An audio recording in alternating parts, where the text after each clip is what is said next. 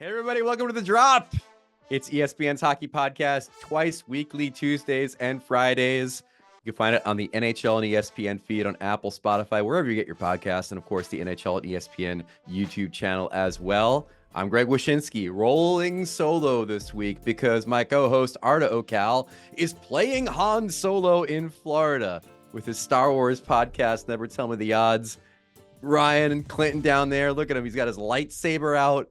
Living the dream, my boy. But don't worry, I'm not doing this alone. We've got Robert Thomas of the St. Louis Blues joining us, and the great Alison Lukan of the Seattle Kraken broadcast joining us to break down a lot of NHL stuff, including a lot on the playoff races and the trade deadline.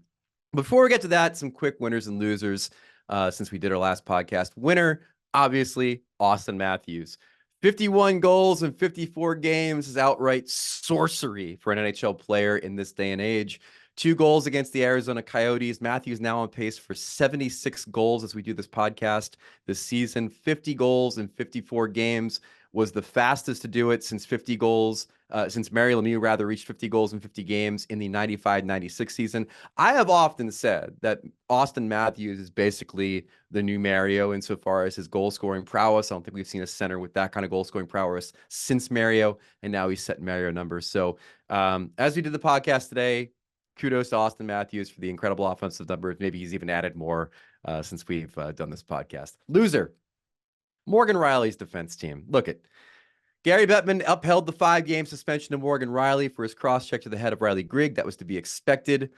In his ruling, he cited a 6-game suspension to David Perron for a cross-check to the head. Now, the Leafs and the NHLPA had to know that this was going to be used in the hearing, right? Like Gary Bettman was clearly going to cite this in defending a 5-game suspension to Morgan Rielly. And yet, they didn't really have their ducks in a row. They didn't really have their arguments prepared for this ruling. Brendan Shanahan, the president of the Leafs, said that there were small but significant differences between Perron and Rielly, but then didn't exactly say what they were. Brad Sherliving, the GM of the Toronto Maple Leafs, said he never watched the David Perron ruling, even though he cited the David Perron play. It's kind of good to know exactly what the Department of Player Safety said about the play if you're going to bring it up during an evidentiary hearing. And then the NHLPA, kind of said that it shouldn't count because it's still an appeal, and that's never going to fly with Bettman anyway. Again, you are arguing against Gary Bettman. Okay, you have to have your I's dotted, your T's crossed, everything. I was really surprised in what was going to be one of the biggest points of contention in that hearing about Morgan Rielly, that there wasn't a stauncher defense or more detailed defense on the David Perron 6-game suspension. Winner, Stadium Series merchandise. My God, the NHL set a Stadium Series record for the highest merchandise sales on Saturday for the Devils and Flyers, and then broke their own record on Sunday for the Rangers and Islanders. And that's without there being a giant flagship store at MetLife Stadium. I was surprised. I've done a ton of these outdoor games. They usually take over whatever there's the big merchandise store at these football or baseball stadiums. In this case, it was just a bunch of kiosks kind of scattered around MetLife Stadium selling gear. But they set merchandise sales records. And again, viewership high, merchandise sales high. The Stadium Series doubleheader at MetLife was a huge blockbuster for the NHL. Wouldn't be surprised to maybe do it again sometime.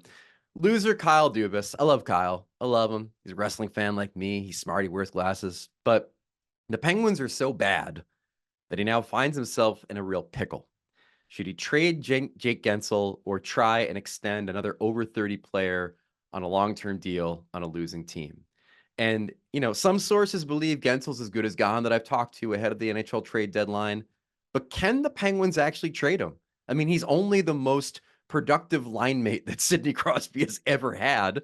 And if Sid's sticking around, he'd figure he'd want Guentzel sticking around too. So Kyle Dubas, not a loser in life. I think he's a very talented executive, and I would trust him to figure out what the next phase of the Penguins is going to be. But that test begins at the trade deadline. Because the Penguins aren't successful, he's going to have to figure out what to do with Jake Guentzel, and that is not an easy question to answer.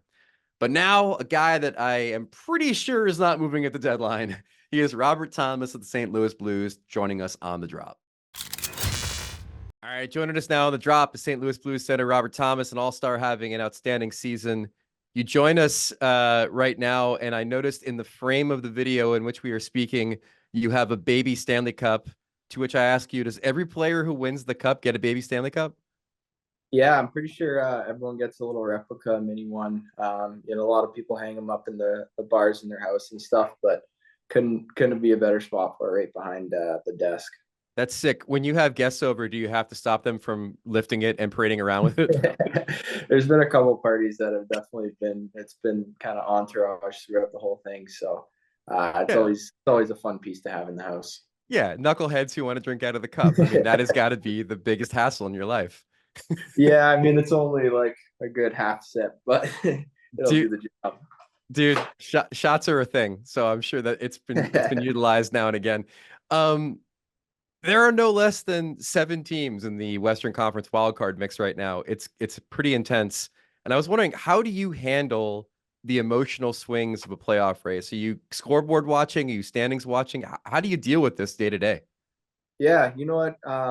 Just going off last year, we weren't kind of in the hunt at all, and it sucked. I mean, you didn't feel like you were a part of it, and so I think I'm really happy this year, just being in that pressure situation. I mean, you all love pressure, and that's why we play the game. We love pressure. We love to compete, and so yeah, I think even though those games we had one Saturday against Nashville, those are such fun and exciting games, and although we didn't win, those are the games you want to be in coming down the stretch. The fans feel it, I think, a little differently than the players do, right? Like the fans are always like, every loss, a catastrophe. It's the apocalypse. Let's trade everybody. We're 2 points out of a wild card now, and then every win is like, all right, here we go. We're going to the cup. Like, do the emotional swings feel like that inside the room, or is it much more even keeled? There's definitely emotional swings. I think throughout the season, there's definitely some big wins. Come from behind wins or games that you've kind of built up as massive games for the year, and whether it's rivalries and playoffs from years past or different stuff like that. So there's definitely some big highs and lows in the season, and I mean you got to try and be as short mindseted as you can because you're playing every other night or if not back to back. So you got to keep that in mind, but. No, you definitely when you have a big win, you really celebrate it.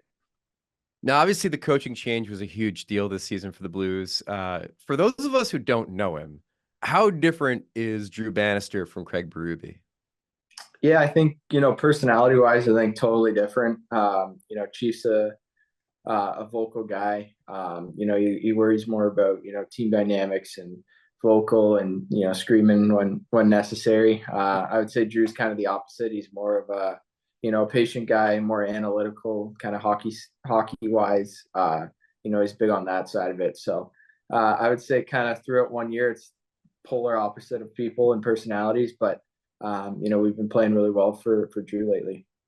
Is it too much to say good cop, bad cop, like the change between those two? Yeah, I would say it's too much. I think just different personalities, but anytime there's a coaching change, you get a jump from guys, and it's a big kickstart. We saw it back in 2019. I know it's a while ago, but there's a few teams that did it this year, and I've had that same kind of jump. Does 2019 feel like a while ago? For me, it still feels like yesterday. I don't know. I mean, like in your perspective, does the cup feel like it's a century ago? I would say, yeah, it feels like, I mean, for me, it was my first year. I got pretty lucky. So I was kind of going into every year like, I'll be in the cup finals or win it again. And now we're a couple years later and haven't gotten close enough to be satisfied. So, yeah, it feels like forever ago for me. And yeah, I'm just itching to get another chance at it. Yeah, I mean, I've covered your entire career, and I'm obviously like your reputation has been, strong offensive center, fantastic passer.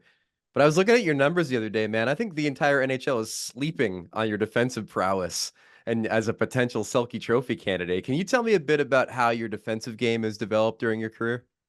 Yeah, I think I wouldn't say I'm an offensive guy that's getting like one of the top in the league, in that category.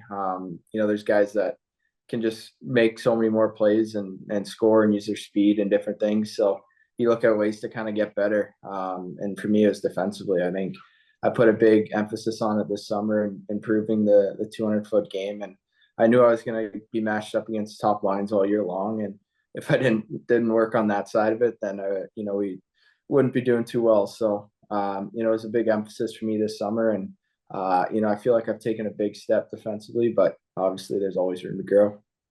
Yeah, I guess not getting posterized by McDavid and McKinnon in your own conference is probably good motivation to get better defensively, eh? Yeah, we had him a couple of days ago after he had 6 points, and I was like, try and stop that. So, but yeah, obviously those two guys were big parts of it, and Colorado, we've had two of the last 3 years in the playoffs, so definitely need to get a lot better in order to compete with those guys. One of the things I find fascinating about you is how many influences you seem to have drawn from in your career. Like, I know you've talked about modeling your game a bit after Jonathan Toews. You obviously played with Ryan O'Reilly. I know you're working with Adam Oates. How much does drawing from those like legendary players inform the way that you play? Yeah, I think a lot. There's a lot of information out there, especially from guys that have played or are currently playing, and everyone's so happy to share their knowledge and information, and you just kind of soak in as much as you can and try and find different pieces that work, whether it's stick positioning from one guy or the way you should turn to find guys late coming into the zone and all that stuff. So like for me, I'm just a big hockey fan. Like I've always loved hockey. Growing up, I watch it. I still watch, you know, at least one game every single night, and just to kind of be able to talk and learn about it more and more every day is something that I truly enjoy. You surprised how candid those guys are with their tricks? Like sometimes you talk to players and it's just like I don't want to share the thing that I'm good at with you. Like, are you surprised how forthcoming some of those guys are with what they do? No, not at all. Now I'm getting a little bit been in the league a little bit longer, so guys are coming to me, and I'm like, I don't have the answers. So it's kind of funny, but that's what hockey's about. It's always about helping guys out. Older guys help the younger guys, and younger guys help each other, and that's just the exciting part of hockey culture, and it's pretty cool to be a part of. All right, one more Blues question.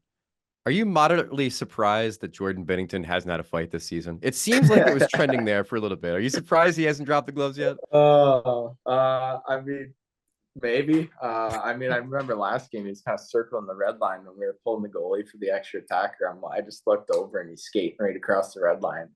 So you never know with him, but he's the ultimate competitor, and when things aren't going well, he's always looking for a spark, whether it's him or for the team.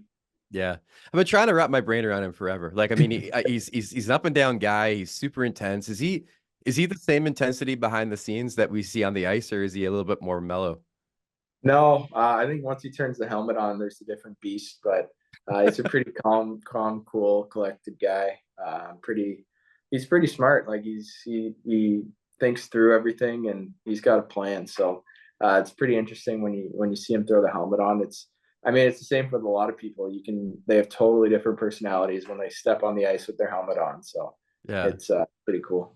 And the Joker had a plan too. I feel like there's the same kind of chaos energy with Jordan Bennington as there You was the never Joker. know what you're gonna get with him. That's right. But Binner might end up with a spot on Team Canada though, with the way that the goaltending is trending, and either at the Four Nations tournament or at the Olympics. And I was wondering for you, I know you've represented Canada at least once, World Juniors and that kind of thing, and I was wondering for you, like, what would it mean for you to throw on that jersey and be able to represent Canada either in that Four Nations tournament they're doing with the NHL or at the Olympics in 2026? yeah, it's always super cool. First off, I think Benner should be on it for sure. The way he's played the last couple of years, especially this year, he's gotten us right there in the playoff hunt, and it wouldn't be without him. I think he's pretty underrated, so I think he should definitely be on there. But anytime you can put on, your nation's jersey and colors, it's pretty special. Just as a kid, you grow up, you watch it nonstop. The Olympics, Crosby's goal, the World Juniors every year. Those are just special moments that are things you want to accomplish in your career, and even to just be considered up there is pretty special. So definitely a big goal to keep on working towards.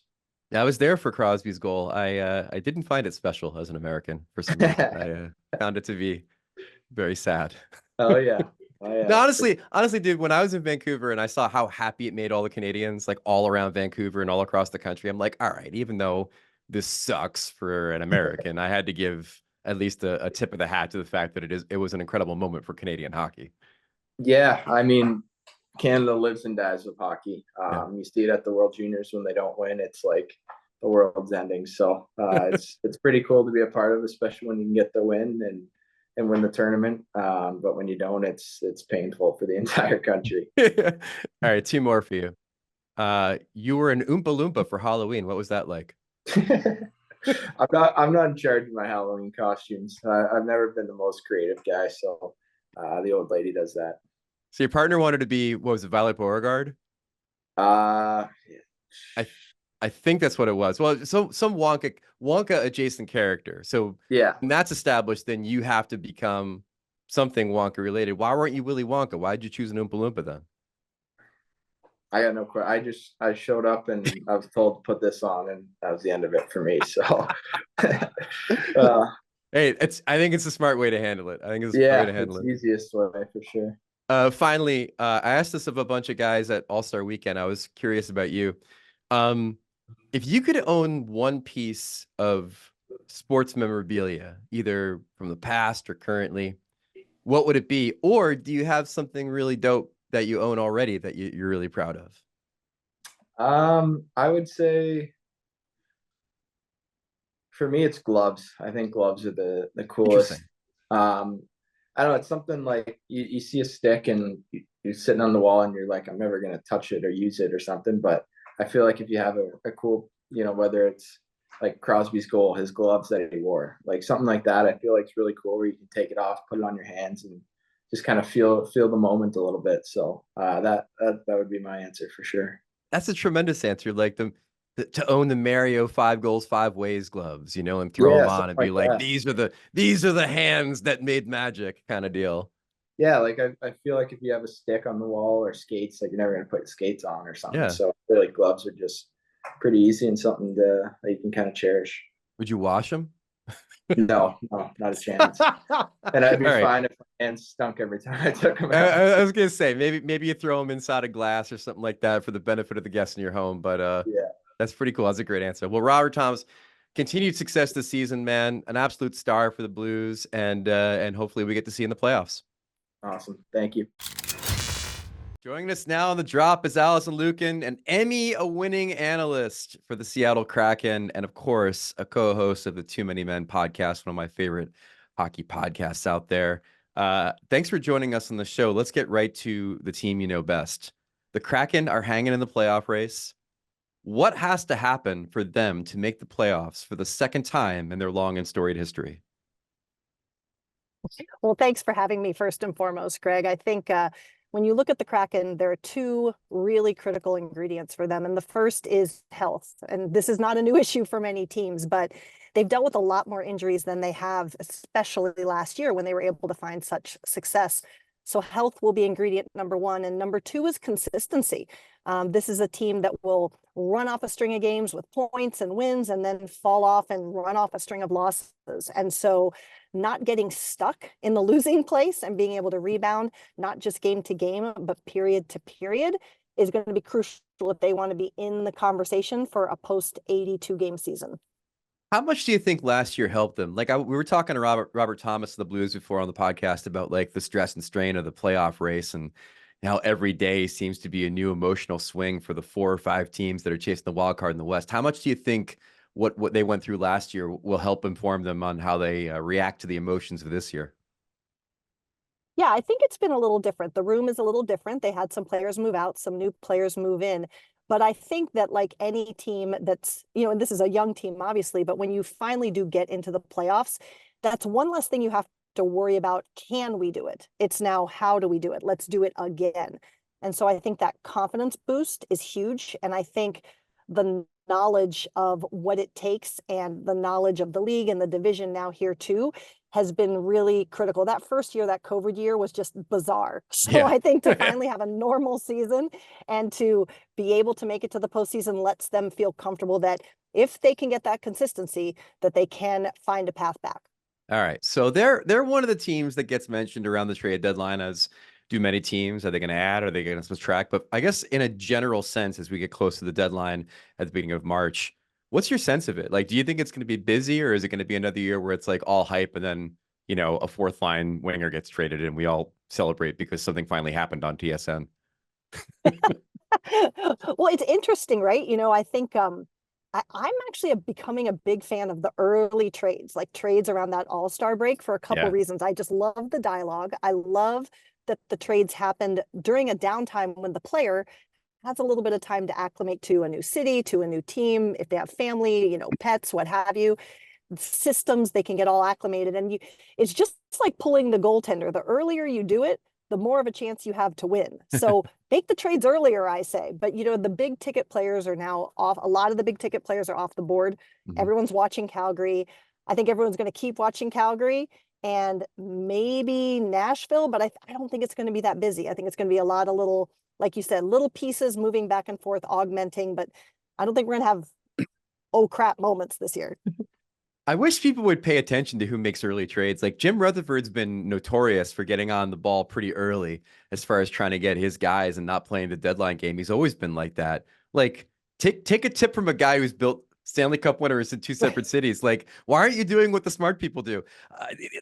Giving what the Calgary wanted for Elias Lindholm and then not having 10 or 12 suitors all trying to mess with your offer at the deadline was such a simple thing. And like you said, it gets him in there early. It gets him acclimated. That's why it's funny that there's so much discussion about these goalies.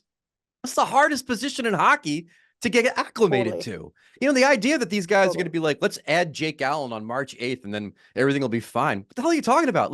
It's going to take him at least a month to get spun up, and then a month later you're in the playoffs. I mean, it's wild to me that teams would wait that long to try to bring in such an important player into a system that he's got to learn on the fly.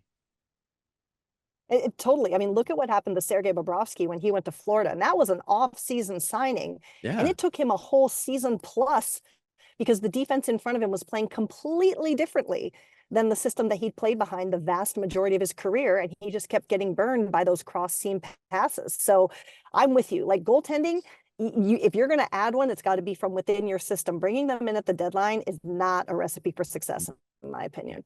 Heed the warning, Devils. Alison, you've got the biggest brain that I know in hockey. You have parlayed a career of being really smart online into a career of being very smart on television. So I ask you, give me one player that, according to your data, you're very high on at the trade deadline, someone who might get moved.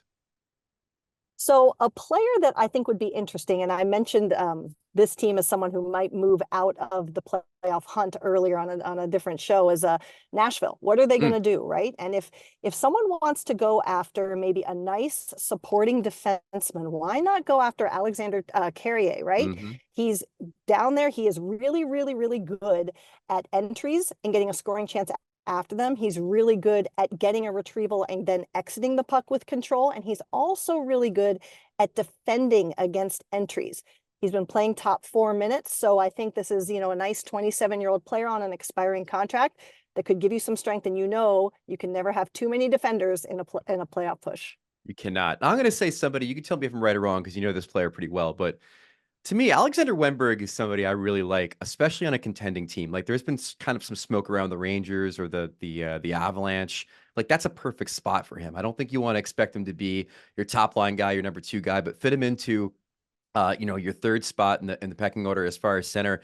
I think his underlying offensive numbers have been very good this year. Expiring contract of $4.5 million. It's a little rich maybe for the deadline. Everybody's capped out, but maybe you can figure out a little bit of wiggle room on the finances.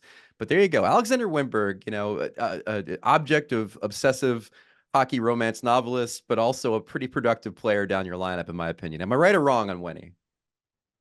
You're 100% correct. And this is a player who's sneaky because he's not a big point producer in the traditional sense that people are going to look at first. But, players I talk to, coaches I've talked to around the league call him one of the smartest players that they know. He's a top tier passer. He can be used in all situations. He plays penalty kill. He's a power killer too, which is really valuable in today's league. You love a power kill. Oh my God. Alison is the greatest. Tell the people what a power kill is. So a power kill is saying, don't just stay there and play defense when you're down a skater. Look for triggers and opportunities to aggressively attack a power play to gain possession of the puck. And at the very least, run seconds off the clock because the puck is on your stick and not your opponent. And at the very best, drive down and get scoring chances and maybe a shorty for the dagger. There you go, the power kill. And Wimberg, like you said, pretty good at it. Player I'd avoid. I'll go first. Dominic Kubalik of the Senators. I know people see him as an instant offense guy. He's probably a guy that a lot of people see as could be a change of scenery guy. He's been atrocious this season. Like, not just like bad on a bad team, atrocious, but like atrocious himself. Especially, he's never been really good defensively. His offensive numbers have cratered too this season for the Senators. He's too streaky, even at 2.5 million with an expiring contract. I'm not touching it. Dominic Kubalik. I mean, somebody will trade a fifth for him. Good luck on that. Yeah, for me, I'm going for Jack Roslovic out of Columbus. I don't know if there'll be as much of an appetite, but this is at $4 million. You're getting really a bottom six forward. He can score in bursts, but he's not doing it. Every once in a while, he gets a sniff at some top 6 minutes, and he just can't do it. He hasn't really settled into establishing a position or establishing an identity. And even if you're looking for depth, I'd steer clear of that player. Yeah, I mean, the Blue Jackets are a team that has been in constant search for a center for like 2 years now, and to not have established himself in their like top two lines probably speaks volumes about his effectiveness overall. Good pick on that one. All right, top 10 centers. So we did our positional rankings on ESPN over the last 2 weeks. They've been really informative and interesting, I think. Especially on who didn't make the cut. The top 10 centers for me is always the best picture. It's always album of the year. It's always the big one at the end that people get excited for because it has the biggest names. Real quick, it dropped on Thursday. You can see the full list on ESPN.com. Number one, Connor McDavid. No surprise. He's been number one every time we've done this exercise. By the way, 10 players, 10 executives surveyed to build this list. Number two, Nathan MacKinnon. 3, Auston Matthews. 4, Sidney Crosby. 5, Leon Draisaitl. 6, Alexander Barkov. 7, Jack Hughes, who moves up a spot. 8, Braden Point, who I think moved down a spot. 9, Jack Eichel, who wasn't on the list last year, but a Stanley Cup does wonders for one's reputation. And 10, Elias Pettersson, who also was not on the list and then moved up 1. So your thoughts on this ranking from 1 to 10? Obviously, you don't believe McDavid should be 1, correct? I mean, clearly, I'm the voice of the people here, Greg. No, I mean, I read the article. It's great. I highly recommend people read it if they haven't already. The one little argument I have, and it was, I think a GM said this in the article as well, is I do think we're underestimating what Barkov does when he's on the ice. If you look at his underlying numbers, this is the player of all of those top 10 centers. I'm looking at it now. He has the best ability to tilt the ice in terms of shot quality. He has the best ability to tilt the ice after McDavid in terms of shot attempt volume. So I really think if you look at a center, not just for their individual production, which obviously leads us to an Auston Matthews and obviously to a Connor McDavid, if you look at a player who can produce individually, but also is really just fully moving their team into successful positions, I think we're selling way too low on Barkov. All right, let's get right to it. Is Auston Matthews underrated? He dropped a spot from 2 to 3. McKinnon hopped over him. You kind of market corrected him after last year. As we talked about at the top of the show, Matthews is on pace for 76 goals. So, I mean, there was a time when he was also being chatted up as a potential Selke guy as well. Are we not appreciating Matthews? Should Matthews be more in the is he as good as Connor McDavid debate than is he one spot lower than Nathan MacKinnon debate?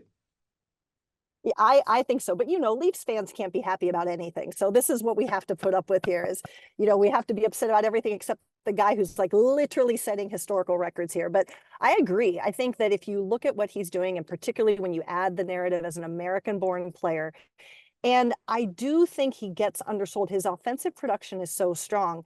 We don't give him enough credit for his play in other areas of the ice. So I would like to see, I can't believe I'm saying this, Shayna's going to laugh at me, but I don't think we're paying enough attention to Auston Matthews. There you go. Yeah, I mean, it's again, I understand our plight on this one, which is that we are trying to say that a member of the Toronto Maple Leafs does not get enough media attention or Exactly. attention from fans. And I realize that's a losing battle, especially when the guy we're talking about is one guy in Edmonton and one guy in Colorado. But I don't know if you asked me to pick today, like Nathan MacKinnon or Auston Matthews. I love MacKinnon. I wrote an article a couple years ago making the case that he might be the best complete player in the world, but Matthews' goal scoring is now on a different level than when I wrote that article. And I also have become more appreciative of the totality of his game.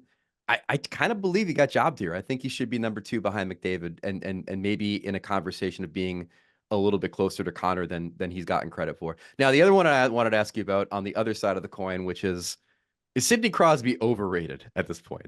He has now been number 4 on this list in consecutive seasons, but Draisaitl can't get ahead of him. I did have some people on the list who voted for it say, the time where Sidney Crosby could grab the Penguins by the scruff of their neck and drag them into the playoffs are over. I think the evidence probably speaks to that. Are we overrating Sid? Is still the 4th best center in this league? Yeah, so this is tricky, right? Because I mean, Sidney definitely deserves his flowers, and he is still producing at a top tier rate. But I do think that if we look at the totality of what's happening there right now, and if we look at what we've just said these other players can do for their teams as a whole, I think that Sidney is getting a bit of a push from his historical performance, and he's going to be one of the all-time centers. But yes, I think we are overvaluing him in the present moment. And we're just remembering all that Sidney Crosby has been and can be. Ultimately, I think I agree with you that I think less about Draisaitl at 5 as being Sid being overrated and more Barkov at 6. I had a GM ask me in the article, like, would you trade Sidney Crosby for Alexander Barkov straight up if you were like the Florida Panthers? And the answer is kind of no. Like, Barkov is a better player at this point in point production, and of course defensively. He's younger, and I think from that aspect, if you want to say Barkov versus Sid, absolutely Barkov for me is the better player at this point. Draisaitl versus Sid, there might still be an argument there based on the totality of Sid's game, but if you're going to make the argument Sid's better defensively than Draisaitl, you certainly can't make the argument that Sid is better defensively than Barkov, especially this season where Sid's defensive numbers have cratered a bit. Alison, where can people find you in the world? Yes, well, you can find me on the Kraken pre and post and intermission game shows that you can stream if you have ESPN to watch games all over the world. And I'm also on Twitter. I'm still going to call it Twitter at Alison L. I'm on Instagram at alison.lukan, and you can follow our podcast at 2_much_man. And really, I don't want to put you over too much, but like the stuff that you do in breaking down the game on Kraken's broadcast is so smart and so good. And I wish that other broadcasts took a clue from it, because it's some of the best stuff you could find. So late night. Well, thank you. Brew some coffee, watch some Kraken hockey, catch Alison. Thank you so much for joining the drop. Thanks so much, Greg. Appreciate it. Take care. My thanks to Robert Thomas and Alison Lukan for joining the drop this week. And don't forget, we've got a new episode of the show every Tuesday and Friday for y'all. Search NHL on ESPN on all podcast platforms and on YouTube. Thanks, everybody, for watching. Arda back next week as we close in on the NHL Trade Deadline. Take care, everybody.